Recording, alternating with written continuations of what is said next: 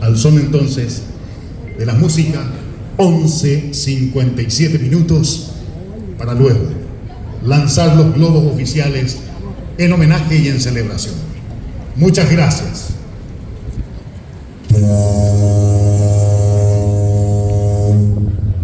No importa el lugar, el sol es siempre igual.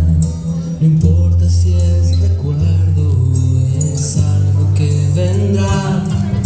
No importa cuánto hay en tus bolsillos hoy. Si nada hemos venido y nos iremos igual, pero siempre estarán en mí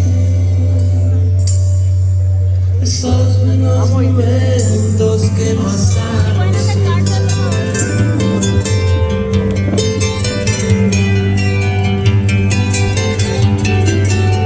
El sueño empezó en Puerto Pinasco, como una semilla que fue germinando entre el vino.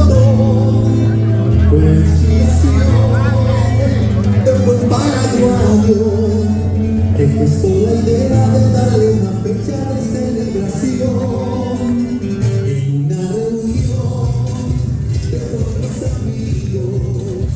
Volvió la pisada que envidia a todos el poseo que hay, dialogar en paz y que la amistad se hace la fuerza que nos llega a todos al mismo lugar.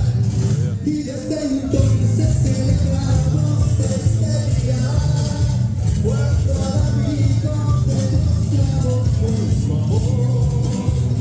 Es un momento importante en nuestras vidas, cuando al amigo demostramos su valor.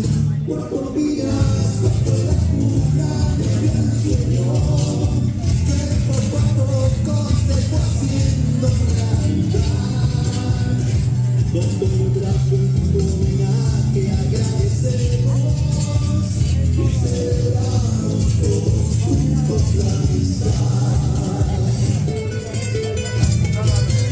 11:59 minutos.